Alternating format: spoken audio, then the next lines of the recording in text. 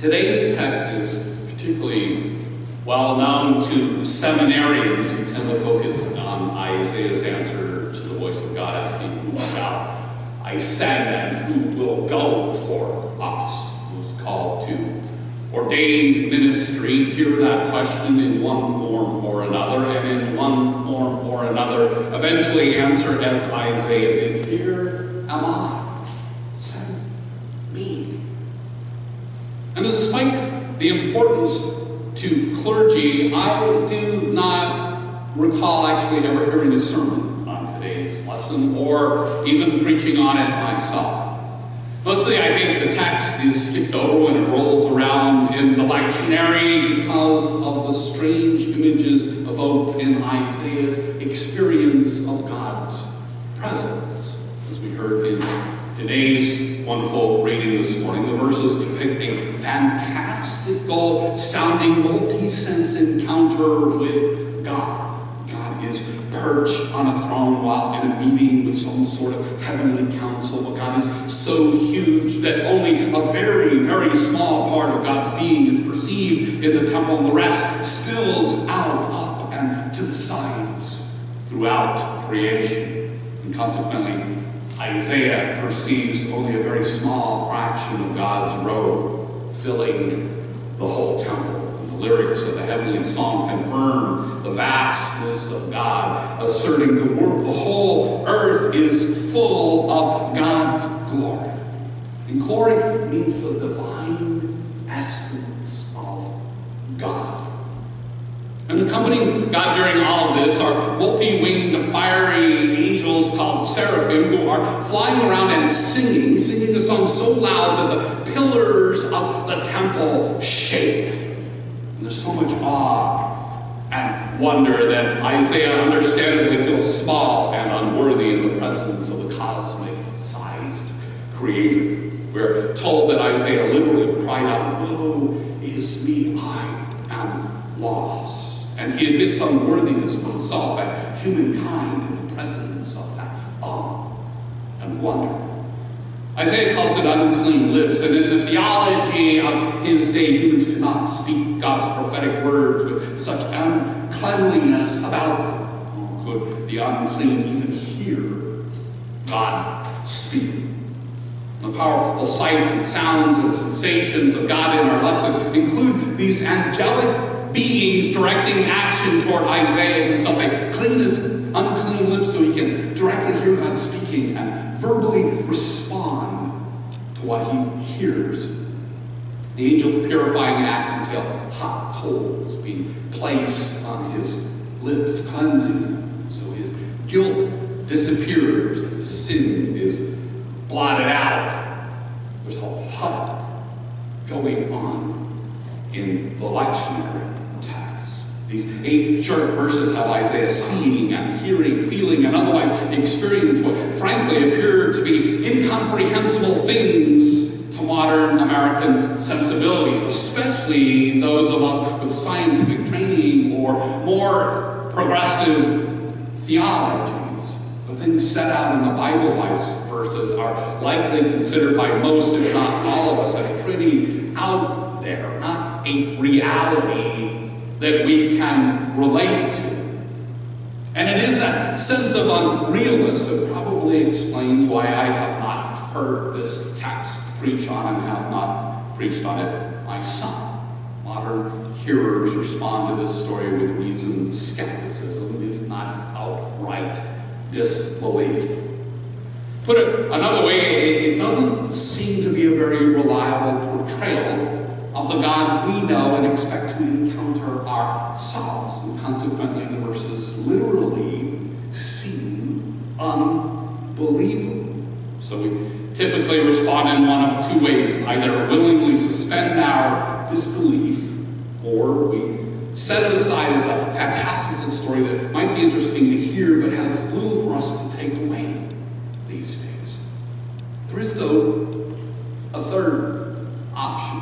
We can consider whether the text might be understood not as literal truth to accept or reject, but as metaphoric truth to mine for meaning now. We can stop and take a deep breath and ask, can these verses teach us truth if we consider them as metaphor? And in preparing for this sermon, I, of course, took the third option, and I found it offered up really interesting, what as a teenager I might have called mind-blowing revelations about this story and about God. I've mentioned before that the name theologians give to appearances of God, like Isaiah describes, is theophany. It literally means God appears. Theophany, God appears. And like many theophanies found in the Bible, our reading today has angelic beings, fire and smoke, and the earth trembling with the booming voice of God. It's an extraordinary experience. But as I said, taken literally, it seems too extraordinary for most of us to buy into. But taking the verses literally is not a biblical mandate. We can set aside literalism. That is a fair and actually a time-honored way to read the Bible. As truth be told, it is very unlikely the author of the verses intended the words to be read as a literal description. And guess what happens when we look at the text through a non-literal lens? We can make sense of it. It can be explained and understood as more than a far out there theophany that's difficult to relate to. The story can have meaning. If we dig just a little below the surface of the text, we find the verses are extraordinary in a completely different way than when we first hear them. First of all, God appears to Isaiah in the ordinary. It's not a mountaintop or a wilderness vision. It occurs in the temple, and as it turns out, it occurs during a typical worship service in that temple. What we hear in modern ears is very strange. Ancient ears in Isaiah's community would have heard it reflecting a creative description of very familiar worship service sights and sounds. You see, Isaiah's touchstone to his God experience was mostly ordinary liturgical sights and sounds and smells during worship. Listen to Professor Marvin Sweeney's summary explanation of what Isaiah is describing. I found this in a very mainline commentary called the Fortress Commentary of the Bible. Professor Sweeney writes that Isaiah 6, verses 1 to 8, quote, is based on the imagery of the interior of the Jerusalem temple during worship. The prophet stands by the column at the entrance to the temple so that he can see into the interior of the temple. Yahweh is enthroned over the Ark of the Covenant, which resides in the Holy of Holies of the temple. The portrayal of Yahweh's robes billowing out of the temple is based on the imagery of smoke from thick incense in the great hall of the temple. The portrayal of seraphim, fiery angel figures, is based on the imagery of the 10 candlestands with 7 lamps burning within the thick incense smoke. Their hymn, Holy, Holy, Holy is Yahweh of hosts. The whole earth is full of God's glory, represents the song of the Levite choir during temple liturgy. The rumbling noise is from the heavy doors that are open to inaugurate the daily morning worship service. The placement of the hot coals on Isaiah's lips emulates the mouth purification ceremonies practiced by Mesopotamian Baru priests to prepare themselves to speak divine words. End quote. With all that spelled out, we can understand Isaiah as poetically describing and encountering God in a worship service. And it isn't in my mind that far-fetched how someone could poetically describe an experience of the presence of God in our worship service. If it happened today, it might go something like this. In the year of the -30 wind chill, I experienced God in the church. The stained glass provided a glimpse of the hem of God's colorful robe filling the sanctuary. And the candles stood like angels in attendance, and I heard angelic voices voices in the opening hymn, Holy, Holy, Holy, God the Almighty, which was sung so loud it seemed to shake the arches of the ceiling as this house of God filled with the sunlight casting brilliant colors throughout. In the presence and awe of the perfect God who spilled up and out, filling creation, I felt lost and sad at my imperfection and at humankind's imperfection. At the same time, I realized with all my imperfections and seeming cosmic insignificance, I was allowed into the very presence of God. And the message I received was that I could turn from any human failing toward God and hear her words, and I did. It was otherworldly. I felt the call for all humans to go and do God's work. Whom shall I send and who will go for us? God asked. And there, in that astounding sense of divine presence and call, without skipping a beat, I said, here am I, send me. Now I think that could happen here, has happened here, and maybe is happening right now. There is the sense of God in worship that Isaiah captured in his temple encounter. That's what he's talking about. And it is important to note that Isaiah is not clergy. He is in the congregation, and the call is to him, a lay person. And yes, he becomes a prophet. But it starts in the God-soaked moments he experiences among others, gathered in a house of worship during a worship service. The sights and sounds and words and music mediate the sacred in worship. It worked for Isaiah. It works for us. And hearing the story as reflecting what could still occur for us does not need to take away meaning from it. Unadulterated, fantastical understanding. It can help us grasp that the text description may not in reality be impossible. We can have profound encounters with God still. Encounters so profound that poetic metaphor may be the only way that we can describe it. It can be so profound that we can hear God's call for us, and we answer it. In other words, this way of hearing the story makes Isaiah's experience understandable and plausible. And I think it's safe to say that it is every worship leader's hope that worship will serve as a portal to God for one or more of the gathered. That we might find a way to focus on the awe of God's presence and turn toward her, and we might answer her call to us. Worship sights and sounds and the words and music all over the world are meant to help mediate the sacred. The story is age-old proof that they can, that they do. One last point that literalists, as well as many of us, may have trouble with comes from one word in the text that we may not have noticed. God in the text literally raises up the existence of other ideas about deities, and God does so in an honoring way. The question God asks, the one Isaiah answers, is, whom shall I send, and who will go for us? Us.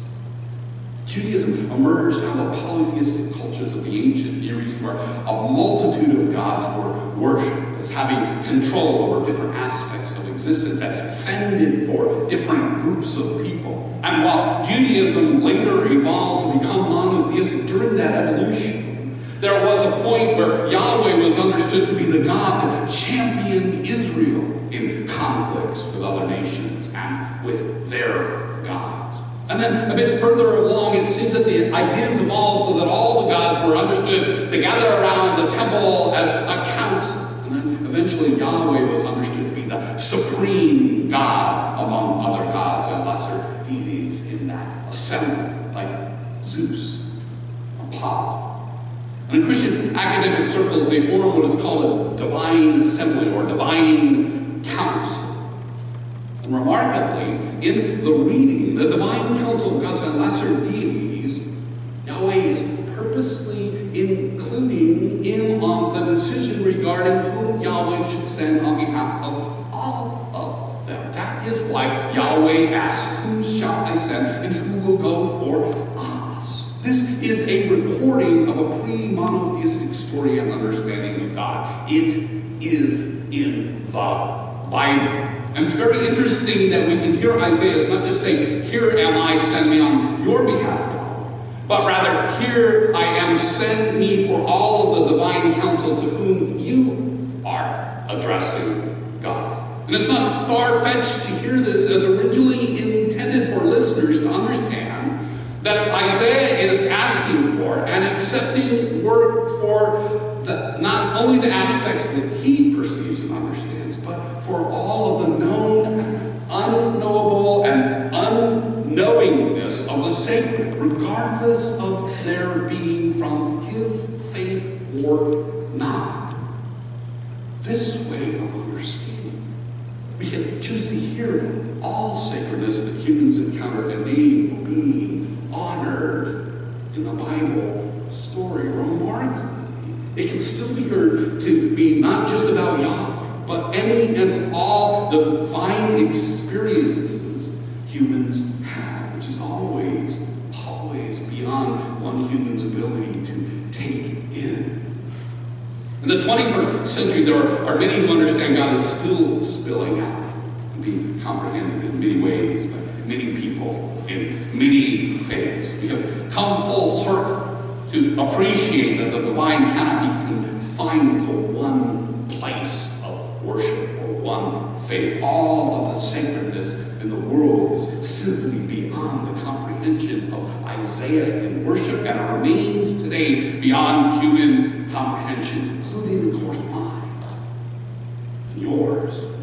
We can take it a very, very small part of God. And even then, the sacredness is like Isaiah portrays, full of wonder and awe and cosmic greatness. It is utterly incomprehensible and humbling, yet it excites us and makes us want to be a part of the God that we do experience. As we listen to that part of God, we will hear that we are all called to do sacred bidding.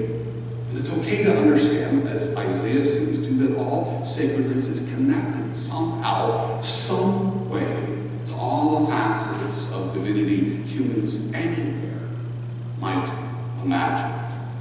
So our lesson can fairly be understood to be about God and how encountering God has always been bewildering and humbling, and about how that can call into question our sense of worth. But we, all of us, every single human being matters, and we can hear the still speaking God when we turn away from guilt and sin. And to turn is what repent means. When we turn toward God, we cannot help but be awed and humbled. We cannot help but hear our call to be sent by God to do God's work. And the experience is so amazing, so overwhelming. Our best response is to take in the wonder, be in awe, and wave our hands and say, "God, here I am, ready to go wherever it is y'all send